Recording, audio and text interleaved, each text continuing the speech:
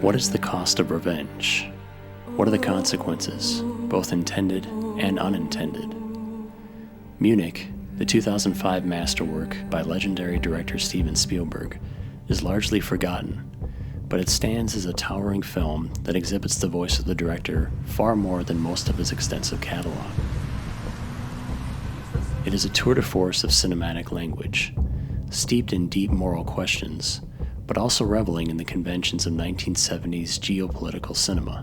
Munich tells the tale of a group of Mossad agents tasked to exact revenge on the planners of the 1972 Munich Olympics massacre, which led to the death of 11 Israeli athletes at the hands of Palestinian terrorists. The team is led by Abner, played by Eric Bana, whose character is a son of Israel, so to speak, as his mother abandoned him as a child. Abner feels an overwhelming sense of duty and obligation to his nation and his God, but his arc pushes him to question both as the buckets of blood collect. His fellow agents each have their own reasons for participating. The film is a depiction of decay, its nearly 3-hour running time designed to impress upon the audience the fatigue of assassination. If the bodyguards are armed, we kill them. They're armed. Well, then we kill them! It is a cycle with no end, fueled by rage, moral degradation, and the continual process of fighting for the same hilltops. Every target eliminated carries the risk of a more ruthless replacement, or the inspiration of many more to join the fight. Hussein Al-Shia was the KGB contact. Yes, but you put a bomb on the Monsieur Al-Shir's bed in Cyprus, and now he's defunct. Muchasi is his replacement. I hear he's much tougher than his predecessor. This is not a black and white moral tale. Spielberg goes out of his way to humanize the enemy. It is a reminder that these are people too, with their own desires for peace, family, and home. They are not free of wrongdoing, but neither are the Israelis. Unless we learn to act like them, we will never defeat them. We act like them all the time. But do you think the Palestinians invented bloodshed? How do you think we got control of the land? By being nice? Spielberg is reminding us of what Jung called the shadow. This darkness lies in all of humanity. It is not a tale of us versus them. It is a tale of us, period.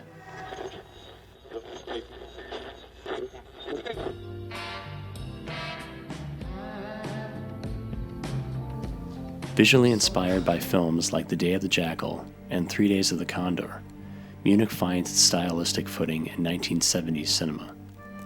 The Panavision scope frame is used to its fullest, and zoom lenses are the norm.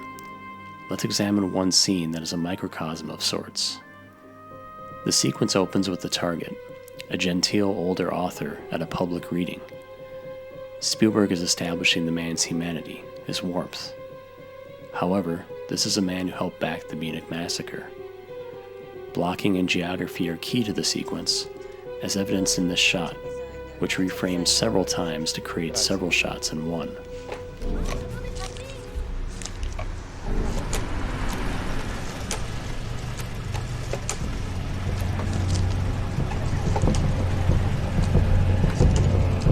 Pans, dollies, zooms create an elaborate one-take exercise in storytelling. How would this be presented today? E questi, per favore. Keep talking, Okore.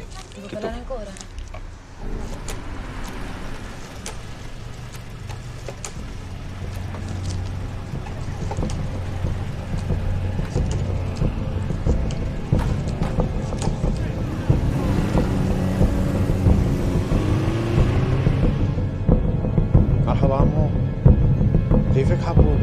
Sound design is key, and the dissonant sound of tuning violins signals the impending doom. The screech of the building's rickety elevator sounds more like the call of the Grim Reaper than a machine beyond its prime. Gunshots are blisteringly loud. Lighting is almost out of a horror film, outlining the explosion of milk and blood. And an epilogue caps the sequence with a timed visual metaphor.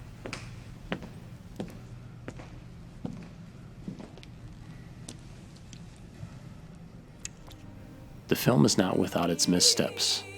Spielberg's recent work tends to falter in the last act, and this is no exception. Munich is a surprisingly mature film from Spielberg, whose work tends to become bogged down in sentimentality with clear moral divisions. Do you want to know, Mama? Do you want me to tell you what I did? No. Again, the work of Munich is far more gray and far more accurate.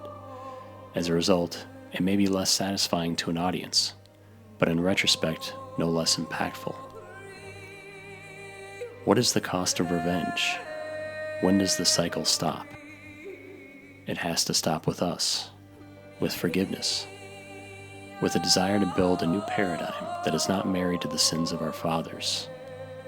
The film itself is a prayer, a pleading cry, a warning. Revenge leads only to ruins.